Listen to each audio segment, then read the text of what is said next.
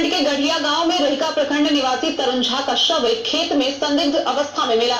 Police ने कुछ ही घंटों के अंदर बिना जांच पड़ताल किए यूडी केस दर्ज कर शव को दफना दिया।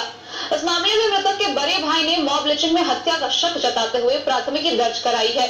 वहीं प्राथमिकी के अनुसार पंडौल थानाध्यक्ष शव को मिट्टी से बाहर निकालते दिखे हैं। लोग मामले की जांच की मांग पर अड़े हुए हैं। पुलिस की छवि को लेकर डीजीपी व मुख्यालय स्तर से लगातार प्रयास किए जा रहे हैं, मगर थाना स्तर से पुलिस पदाधिकारियों की हरकत से इस छवि को नुकसान ही पहुंच रहा है।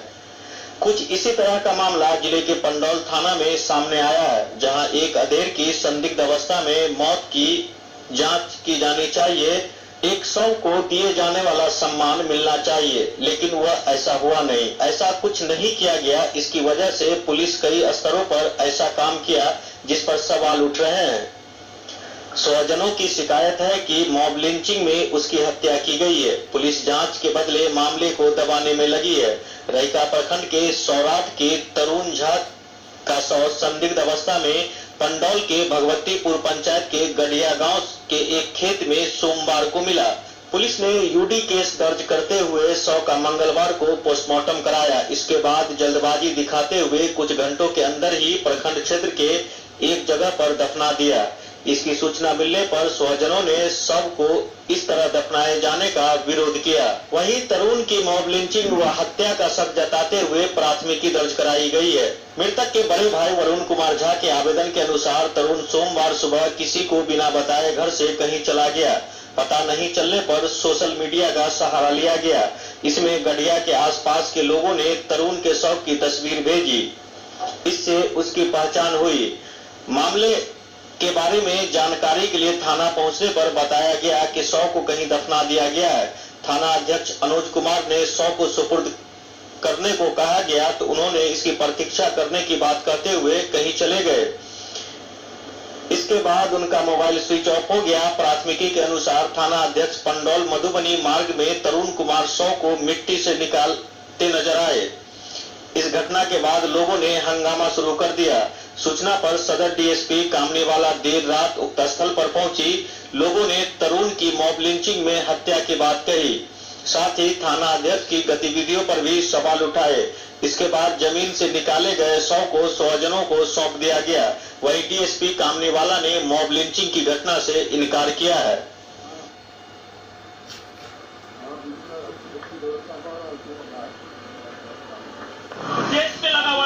पूरा स्पॉट पे चोट से पता चलता है कि ये हत्या है कि ये है।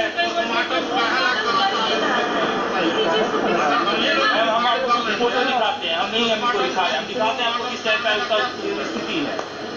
हम दिखा देंगे ना सर। आप मॉब लिंचिंग होगा तो लोग वहाँ बताते हैं ना कि मॉब लिंचिंग एकदम मॉब लिंचिंग है।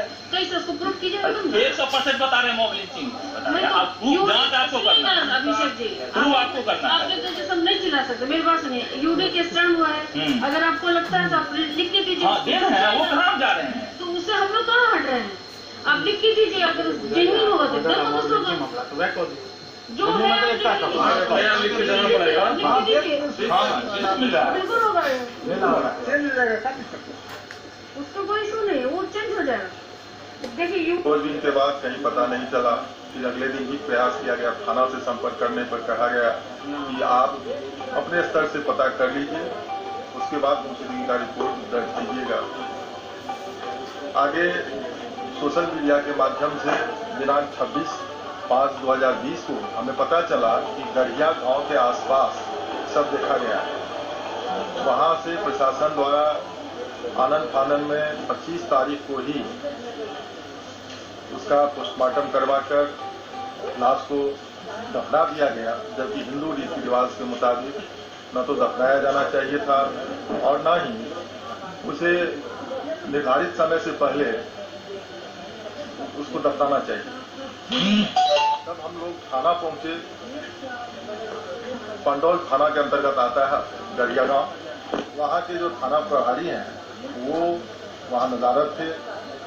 उनके अधीनस्थ स्टाफों से जब हम लोगों ने जानना चाहा तो वो कहते हैं कि वो बड़े पदाधिकारी हैं, कहाँ गए हैं हम लोग पूछ भी नहीं सकते हैं। 1.5-2 घंटे तक हम लोग थाना पर इंतजार करते रहे, फिर इनका कोई अता पता नहीं था। फिर उन्होंने जब हम लोग आगे प्रयास किए तो लाश को लगभग थाना से 2-2.5 किलोमीटर की दूरी पर एक सती माई मंदिर के पास खेत से बरामद करवाए और उनका जो सहयोगात्मक रवैया था वो संतोषजनक नहीं था। हम लोगों को काफी बदलाते रहे, कंपनसेशन की बात किए कि हम कुछ मुआवजा दिला देते हैं, इस मामले को यहीं समाप्त कीजिए। हमें पूर्णतः विश्वास है कि इसके तहत सुनियोजित साजिश के अंतर्गत हत्या की गई है, मेरे भाई की हत्या की गई है और इसका हम चाहते हैं कि उचित जांच हो और जो भी दोषी है इसमें उन पर कड़ी से कड़ी कार्रवाई की जाए। परसों हमारे मधुबनी में बहुत ही भीभत्स घटना को अंजाम दिया गया। पुलिस प्रशासन द्वारा एक सौराठ निवासी पंडित तरुण कुमार झा जी घर से निकलते हैं और वे पंडौल एरिया में कहीं जा रहे थे या जो भी परिस्थिति उनके साथ हुई, उनकी निर्मम हत्या की गई, मॉब लिंचिंग के माध्यम से हो या फिर जिस किसी कारण से, और उनकी हत्या के उपरांत प्रशासन ने परिजनों को जानकारी देना भी उचित नहीं समझा, जबकि कानून में प्रावधान है जो 72 घंटे तक किसी अज्ञात लाश को इन्वेस्टिगेटिव सिस्टम में रखा जाता है। लेकिन पुलिस ने इस पे कोई संज्ञान नहीं लिया, बल्कि 5-6 घंटे के अंदर पोस्टमार्टम करा के बाकायदा लाश को मधुबनी और पंडौल स्थित रोड पर सती माई स्थान के समीप एक खेत में गाड़ दिया। बावजूद इसके उनके गले में रुद्राक्ष की माला और जनेऊ उपस्थित होने के बावजूद तो प्रशासन, मधुबनी प्रशासन की इस अकर्मण्यता पर हम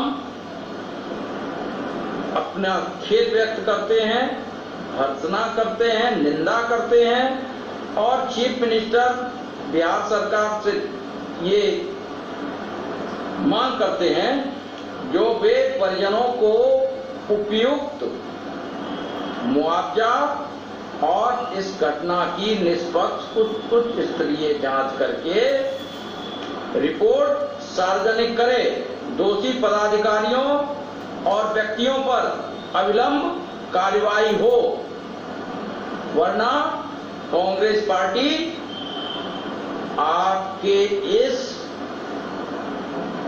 अपयश को रोडों पे लेके जाएगी। धन्यवाद। Bureau report, DIN news.